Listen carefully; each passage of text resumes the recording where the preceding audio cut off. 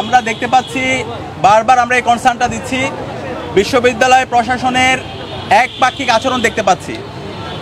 আমাদের এই বিশ্ববিদ্যালয়ের শিক্ষক রাজনীতি আছে এবং এই শিক্ষক রাজনীতিতে একটা নির্দিষ্ট দল সেই শিক্ষক রাজনীতি এবং সব কিছু তারা কন্ট্রোল করে। এবং বিশ্ববিদ্যালয় প্রশাসন যদি আমরা দেখি, বিশ্ববিদ্যালয় এখন হল প্রভোস্ট থেকে শুরু করে পুরো অ্যাডমিনিস্ট্রেশনে একটা দলের রিপ্রেজেন্ট করে। তো আমরা এটা বারবার বলছি, আমাদের শিক্ষকরা আমরা তাদেরকে শিক্ষক হিসাবে দেখতে চাই, কিন্তু তারা যদি তাদের আদর্শকে প্রায়োরিটি দেয় এবং তাদের যে ছাত্র সংগঠন আছে সেই ছাত্র সংগঠনকে আলাদাভাবে তারা স্পেস দেয়, তাহলে তারা শিক্ষার্থীদের বিরুদ্ধে অবস্থান নেবে। ইতিমধ্যে যে সময়টা গিয়েছে সেই সময়গুলো দেখে আমরা খুব উদ্বিগ্ন। অনেক আচরণবিধি লঙ্ঘন হয়েছে এবং একটু আগে যে বিষয়টা বলা হয়েছে, এই যে রাত বিরাতে বিভিন্ন ধরনের বিজ্ঞপ্তি দেওয়া হচ্ছে এবং সেই বিজ্ঞপ্তির কোনো ক্লারিফিকেশন নাই। আমরা যখন জিজ্ঞেস করি যে বিজ্ঞপ্তিটি দিয়েছেন সেই বিজ্ঞপ্তি ক্লারিফিকেশন দেন, বলে যে না এখন কোনো প্রচারণা করার জন্য, এর আগে বলা হচ্ছিল। কিন্তু যখন একটা ছাত্র সংগঠন প্রচারণা শুরু করছে তখন বলতেছে না তোমরা এইভাবে করতে পারবা। তো মনে হচ্ছে ওই ছাত্র সংগঠন যেভাবে কোনো কিছুকে ডিফাইন করতেছে ওইভাবে সব কিছু সেট হচ্ছে।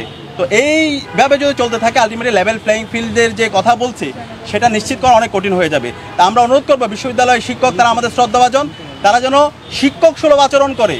তারা তাদের পলিটিক্যাল পার্টি অথবা উপর থেকে কোনো আরোপিত যে নির্দেশনা, সেই নির্দেশনা যদি এখানে ঢাকা বিশ্ববিদ্যালয় বাস্তবায়ন করতে চায় তাহলে জুলাইয়ের যে আকাঙ্ক্ষা সেই আকাঙ্ক্ষার বিরুদ্ধে তারা অবস্থান নেবে এবং এর মাধ্যমে শিক্ষার্থীদের বিরুদ্ধে তারা অবস্থান নেবে। আমরা চাই না আমাদের শিক্ষকরা এই ধরনের শিক্ষার্থী ভার্সেস শিক্ষক অথবা কোনো একটা রাজনৈতিক দলের এজেন্ডা ভার্সেস অন্য দল এই ধরনের কোনো ধরনের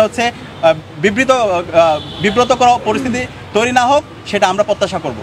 জুলাই অভ্যুত্থানের সকল শহীদদের শ্রদ্ধার সাথে স্মরণ করছি এবং সকল গাজীদের জন্য দোয়া করছি।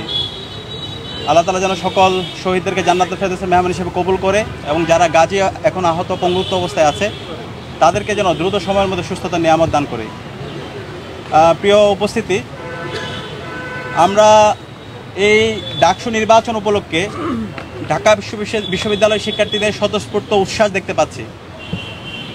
আমরা কেমন ঢাকা বিশ্ববিদ্যালয় বিনির্মাণ করতে চাই, আমরা যারা প্রার্থীরা আছি সেই রূপরেখাটা এখন আমাদের শিক্ষার্থীদের সামনে পেশ করা উচিত।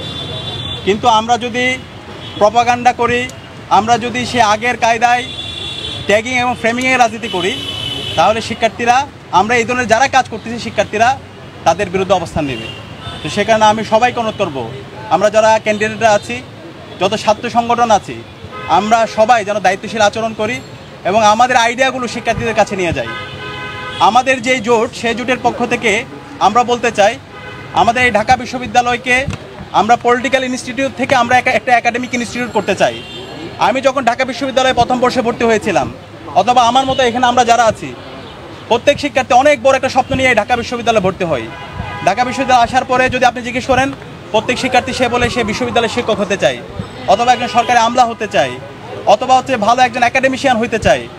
এইভাবে অনেক বড় বড় স্বপ্ন থাকে, কিন্তু এই স্বপ্নগুলো বিশ্ববিদ্যালয়ে যে আবাসন সংকট, খাদ্যের অনিরাপত্তা, স্বাস্থ্যের অনিরাপত্তা এবং কোকারিকুলার অ্যাক্টিভিটিগুলো ঠিকমতো ফাংশন না করা এবং শিক্ষার পরিবেশ না থাকার কারণে এই স্বপ্নগুলো স্বপ্নভঙ্গ হয়ে যায়।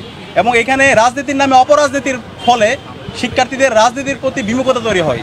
তো সেই জায়গা থেকে আমরা যদি শিক্ষার্থীদের ম্যান্ডেট পেয়ে আমরা যদি সেবা করার সুযোগ পাই, আমাদের প্রথম কাজ হবে এই ঢাকা বিশ্ববিদ্যালয়কে পলিটিক্যাল ইনস্টিটিউশন থেকে এটাকে একটা একাডেমিক ইনস্টিটিউট করা।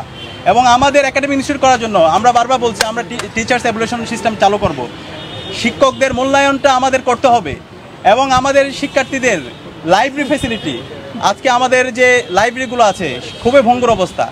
আমাদের প্রত্যেকটা জায়গায় আমরা লাইব্রেরিগুলোকে আধুনিকায়ন করব। বিজনেস ফ্যাকাল্টি থেকে শুরু করে আমাদের সায়েন্স ফ্যাকাল্টির যে লাইব্রেরিগুলো আছে এবং সকল লাইব্রেরিগুলোতে এই লাইব্রেরি আওতায় নিয়ে আসা এবং এর পাশাপাশি আমাদের এই বিশ্ববিদ্যালয়ের সায়েন্স এবং টেকনোলজির দিক দিয়ে এগিয়ে নিয়ে যাওয়ার জন্য বিশ্ববিদ্যালয় প্রশাসনকে আমরা বাধ্য করব। আমরা জানি ঢাকা বিশ্ববিদ্যালয়ে একটি ইনস্টিটিউট আছে, সেটা হচ্ছে লেদার টেকনোলজিক্যাল ইনস্টিটিউট।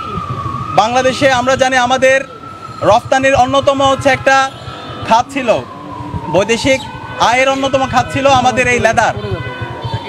কিন্তু আমরা দেখতে পেয়েছি আমাদের এই আইলেটের শিক্ষার্থীরা অনেক সম্ভাবনাময়, কিন্তু ওইখানে যে মেশিনারিজগুলো আছে প্রোডাক্ট তৈরি করার, সেই মেশিনারিজগুলো 30 থেকে 35 বছর আগের, যে কারণে মডার্ন সময়ে বর্তমান সময়ে যেভাবে প্রোডাক্টগুলো তৈরি করা দরকার সেই প্রোডাক্টগুলো তৈরি করা হচ্ছে না। একটা সিন্ডিকেট এখানে তৈরি হয়েছে।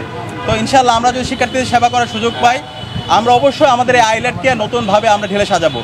এবং আমরা আশা করছি গত 1 বছর জুড়ে আমরা যেই সমস্ত কাজগুলো করেছি, শিক্ষার্থীদের পাশে যেভাবে ছিলাম, শিক্ষার্থীরা ঐক্যবদ্ধ শিক্ষার্থী জোটের লিডারশিপ কোয়ালিটি, তাদের সততা, তাদের দক্ষতা এবং শিক্ষার্থী বান্ধব কাজ, এই সব কিছু এবং জুলাইয়ের আকাঙ্ক্ষাকে ধারণ করে আমরা যতগুলো আয়োজন করেছি সেই আয়োজনগুলো সব কিছু শিক্ষার্থীরা স্বতঃস্ফূর্তভাবে গ্রহণ করেছে এবং এই ডাকসু নির্বাচনে শিক্ষার্থীরা আমাদের উপর আস্থা রাখবে এবং ইনশাআল্লাহ শিক্ষার্থীদের ম্যান্ডেট পেয়ে আমরা এই ঢাকা বিশ্ববিদ্যালয়কে সবার ঢাকা বিশ্ববিদ্যালয় হিসেবে গড়ে তুলব এবং এর মাধ্যমে এই ঢাকা বিশ্ববিদ্যালয় একটা গণতন্ত্রের স্থায়ী রূপ আমরা এক্সাম্পল সেট করব, যেটা পুরো বাংলাদেশে আমরা ছড়িয়ে দেব। সবাইকে অসংখ্য ধন্যবাদ। সালামু আলাইকুম রহমতুল্লাহ।